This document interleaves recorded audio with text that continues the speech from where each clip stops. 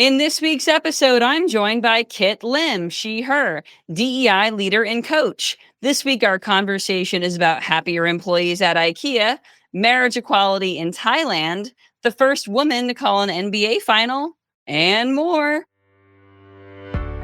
Hey there, my name is Bernadette Smith, and I'm a keynote speaker and writer. My pronouns are she and her. Welcome to 5 Things in 15 Minutes, my weekly show where I bring good vibes to DEI. That is good vibes to diversity, equity, and inclusion with a little dash of corporate social responsibility. What I found is there are lots of news stories about what's going wrong in the world and lots of negative data. But there are also a lot of things going right. That's what I like to focus on. I search for stories that we can be inspired by and learn from. My hope is to inspire you to experiment with some of these actions and policies to help you build a more inclusive world.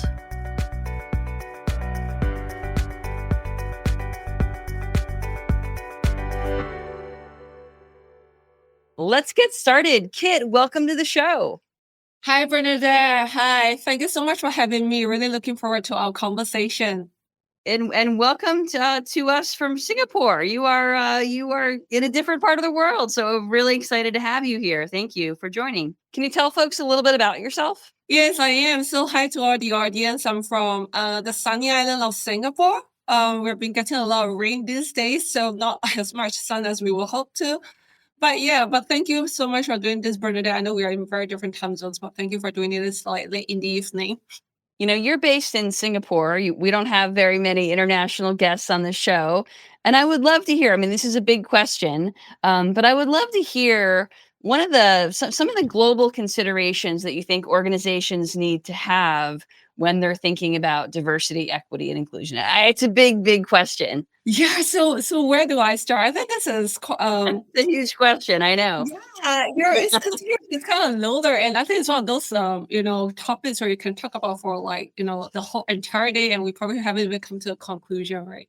And yeah, I think DEI itself, I think especially so in Asia, it's probably something that took up a little bit more over the last decade or so.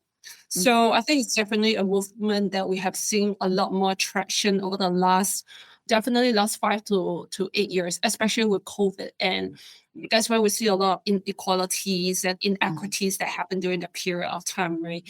And Sure. and so I think like at this point in time where we are looking at the post-pandemic world and what this means to people, right? And like, what does DEI mean? And I think in to different organizations, it will mean a lot of different things. And for me personally, I always think that DEI is always there's always a consideration there in relation to DEI as long as there's touch points with people. Sure. Because at the end of the day, people is not just our employees, it's also our stakeholders, it's our customers, our clients as well. Right. Mhm. And I think one of the key thing, to kind of answer your question initially is like, for organization, where is the key area of focus that we see ourselves, where do we want to empower? Are we only looking at empowering our employees, or are we looking at a much larger ecosystem, right? Maybe having our work driven through industry changes, or even, within the entire community, right? So I think those are things that we should be thinking about. And I think once you have a greater understanding of where the sort of work we want to look into, it will help us to contextualize and being able to kind of like just refine the sort of initiatives or work that we want to look into that area, be it the bigger areas of focus like, gender, sexual orientation, disability, and or multi-generational, whatever sort of areas of focus that we want to look into. But I think most importantly is really understanding where do we want to impact the work. And because different jurisdictions and different locations, right, the areas of focus might look very different as well. So it's very hard to come up with a one size fits all sort of kind of solution or initiative, right? And I think it has to be very much thoughtful in relation to the sort of impact we want to make. Yeah, well, absolutely, and I think that that's exactly right, because if it's not aligned with the broader business objectives of the company, then it's not gonna succeed, right? So it needs to I don't like DEI to feel like an afterthought. I just feel like the way forward is for it to be kind of a lens for every decision making. And of course, all of that is so deeply personal to that individual organization. But when it's integrated like that and embedded, then it can be just the default.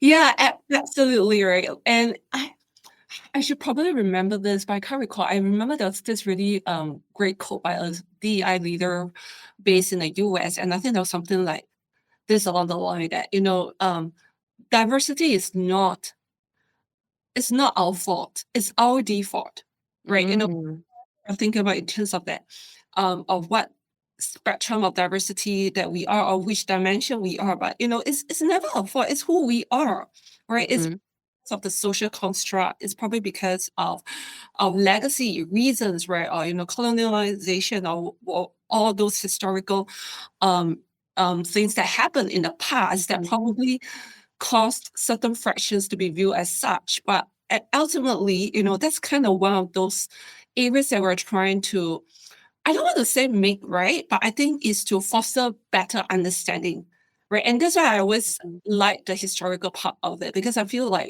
everything happens for a reason.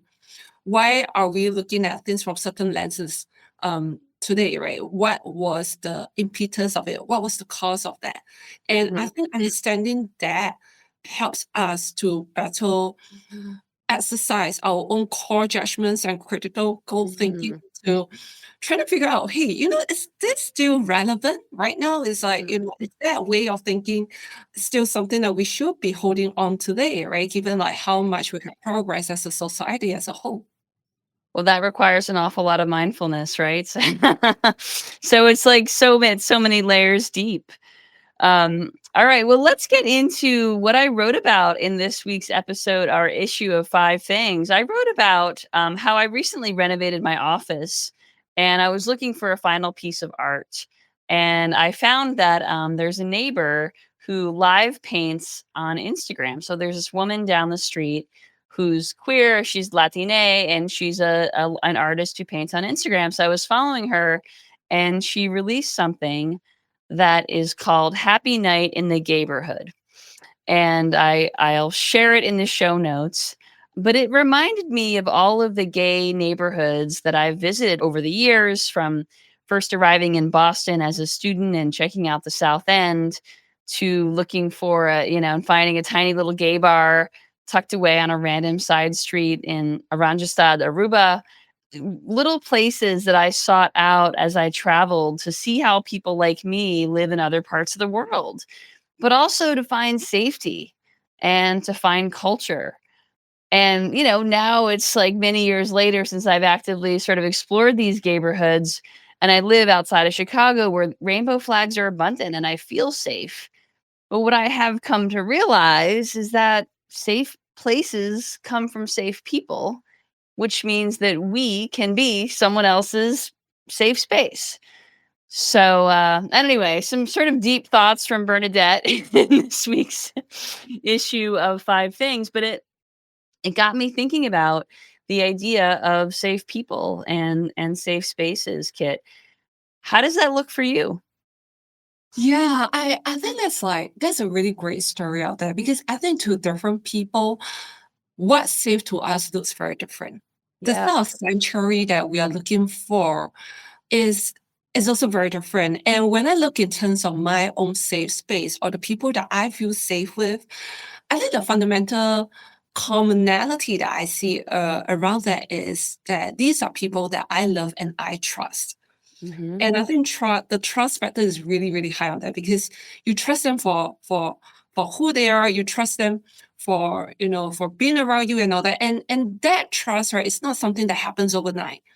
It's Right. something that takes a long time, over the years to cultivate, right? And I think human beings, for us, I think sometimes fundamentally we do have a certain level of skepticism. And that level of skepticism would differ across different people. And if you don't know the person well enough, or to see how they have shown up in the different situations that have been put in, you don't know whether they are really, the type of people that you would want to go to for, or you want to create a safe zone.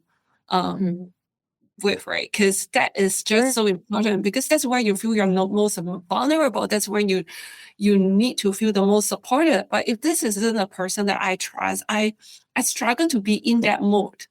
Yeah. Or yeah, I struggle to want to make that my safe space. And that means and how important is that at work, right? We need to establish that trust with folks fairly quickly if we're really hoping for everyone to do their best, right? And so I think little micro acts of inclusion do that. Warmth and kindness does that. Yeah, I think that's a really valid point that we're talking about, which is in terms of what that safe looks like at work. And I think this also kind of ties into sometimes, the concept of psychological safety, which we refer to quite a lot Yeah. in DEI, right? But I think even without going to, what psychological safety is about, but it's like the thought of having someone at work that you trust, I think it is very settling. Because Yeah. the last thing, right, is you come into the workplace, right? Whether you're in office physically or maybe you might be working remotely, but you're in an environment where you don't know who your enemies are. You don't know who might be, trying to Mhm. to pick up pick up some trouble with you, or you don't know who might be backstabbing you and all that. And I think that is Sure. very stifling, right? You want to go to work where we just perform, we get the work done, we come back, we earn our salary. And I think that's kind of fundamentally what everyone is looking for. And we can have a life outside work. And so Exactly. if your work environment is so stifling where you find it so hard to trust people, I think that isn't going to do much favor for your own well-being as well. Yeah. Absolutely. Absolutely. Well, speaking of well-being, let's talk about well-being in this week's Good Vibes. The first story this week comes from IKEA. The furniture company created a win-win in addressing their turnover crisis, which was costing them about $5,000 per departing employee. So they started focusing on well-being. So that means flexible schedules, increases in pay, improving new hire orientation, and they reduced their quit rate significantly, taking a regional approach to these policies. It's very, very cool what IKEA is doing because they know that they can't be reactive. They have to be so much more proactive about this. Yeah, and Bernadette, I really want to say, thank you for sending that story because I think it's just a prime example of listening to what your people have to say, Yeah. right? Because what they are doing is not something that is like mind blowing out of the ordinary, right? It's actually Mhm. basically what the people have been asking for all the while, right? And I think it kind of shows the power of actually listening to your employees Yep. and looking at what they're looking for, right? And looking at how we can be crafting policies or how can we be improving the processes so as to fit into something which they are actually asking for and what they need, right? It's actually meeting a requirement. Hmm. And so I think it just sends such a strong message of like, going back to the fundamentals, right? Really going to listen to what employees have to say. And chances are that in any organizations, right, employees will have a lot to contribute as well, right? But it's really whether we do have the system in place to be capturing those information and those data, Hmm. right?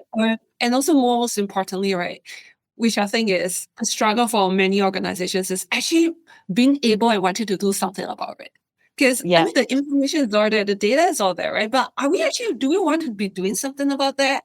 Right? Do we want to be addressing that? So I think it's kind of like, wow, those things that I think probably have to a lot to figure out. Yeah. Yes, exactly. Well, you got to start with listening.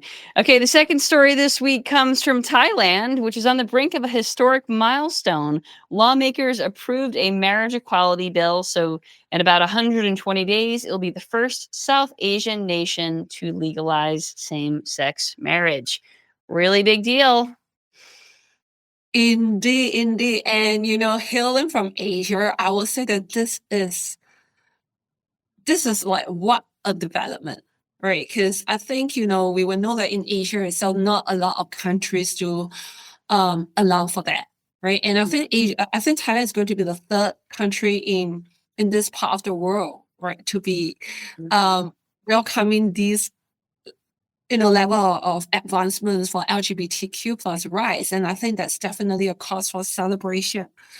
And I think it's really It's definitely good progress, and I think it does provide some form of example for other Mhm. countries in the Asia to look at how this will work out, and looking at how what this means for their nation as well. Yeah, absolutely. The pressure will be on. I love I don't care how people, organizations, or countries or anyone changes policies, even if it's peer pressure, whatever it takes. Okay. The third story this week comes from here in the US, where we found that there's been record employment for people with disabilities, especially post COVID, remote work being a real game changer for these folks. So, more people with disabilities are fully remote than people without, and they are in the workforce in record numbers. So really, really good news to see those folks who actually have double the unemployment rate of their non-disabled peers. It's great to see them finally getting better access to better paying jobs. Yeah, Bernadette, I think that's probably the silver lining from this entire COVID situation. Mhm. And I think it's not just in the US because from what I'm aware, in Asia, we're also seeing this trend of employment for people with disabilities going up as well. Mhm. And I think, the whole COVID remote working arrangement has really been an opener for more of considerations for working from home or remote working arrangements, right? And I think if we look at people with disabilities, and of course this the requirements would differ, and the accommodations would differ, people from people. But at the same time, by providing that option, right, that I don't need to see you in person for you to get your job done, and kind of changing the way that we evaluate people from just FaceTime in the office to really measuring outcomes. I think it's really a game changer, and not just people for disabilities, but even people with caregiving, Oh duties yeah. and disabilities as well. And so I mean, honestly speaking, I think this is really one of the most grateful thing that I feel we got out of COVID, Absolutely. experience. Yeah. Normalizing it. Absolutely. Okay, the fourth story this week comes from Miss Maryland, USA. So this is the Miss USA state by state winner. So from the state of Maryland, Bailey Ann Kennedy made history as the first transgender woman crowned Miss Maryland. She's also the first Asian American and military wife to win the title. And she uses her platform to advocate for LGBTQ youth and military spouses, emphasizing beauty without an expiration date. Love this story. Yeah, I mean, when I read the story, I was like, wow, right? Yeah. It's just such it's not just sensational, but it's so inspirational. Because when we think about her, there's so many dimensions. She's Mhm. not just transgender, she's also Asian, and then she's a military wife. And I think there was one part where I think she also mentioned um that I think the age as well, right? I mean, Mhm. I think she's 31 and not really like the Yeah. usual like age group that you will see people who are actually participate in such pageants. And so like with all these different dimensions, I think she is such an inspirational story. And and yeah, I think we need more stories like this to be shared, to feel really inspired, and that there's just so much goodness out there, and the recognition towards people who might be different, right? And I think it would really provide a lot of aspiration for the younger generations as well. Kit, when those stories come out, you can always count on finding them here in 5 Things. The fifth story this week comes from the NBA, National Basketball Association, here in the US, where Doris Burke made history as the first woman to serve as a television analyst for a major championship final in one of the 4 major professional sports here in the US. So, a woman calling basketball finals for the first time in any sport. Can we please get an "It's about time"? How has this not happened before? I mean, I have to laugh. I mean, indeed, I actually kind of had the same reaction as well. So I don't really follow NBA, right? But then when I was like kind of trying to digest that piece, I was like, why is this actually the first time? Why is this the first time we are talking about this in 2024? Mm-hmm. Right. Exactly. And the thing is, yeah, I think it's really a lot of internalization. Like, why are we only making such progress on that front right now? Right. And it should be so common these days that, it doesn't even need to make it into the news because yeah, it's Exactly. so common. Yeah. Exactly. Well, you know what? Because it's not uncommon, I still have to share the stories. I hope that one day I will be retired from this because it's all normalized, it's all integrated, and inclusion is the default. And I think that's my vision anyway. It has been an absolute pleasure having you on today's show, Kit. Thank you so much for joining me. Thank you, Bernadette. Thank you for having me. Can you tell folks how they can get in touch with you? Yeah, sure. They can follow me on my LinkedIn or they can choose to connect with me. So not too sure whether we can drop that in probably, in the comments of this video. Yeah, we'll Yeah, put it in the but show definitely I notes. would love to hear from people what they think as well. Yeah. Awesome. We'll get that on the show notes. And folks, this week's call to action is to stay cool inside if you're hot out there and check out these movies by and for trans people to watch this Pride Month. So we'll put that link in the show notes as well. Thank you so much for joining me, Kit. I hope you have a great week. Everyone out there, have a great week. Thank you. Thank you for listening to 5 Things in 15 Minutes. I hope you found yourself inspired by at least one of this week's stories. If you did, would you mind sharing it with a colleague and leaving us a review on your favorite podcasting platform? And if you don't already get my 5 Things newsletter, join at 5thingsdei.com. I'm Bernadette Smith, and I'll see you next week right here for 5 Things in 15 Minutes, bringing good vibes to DEI.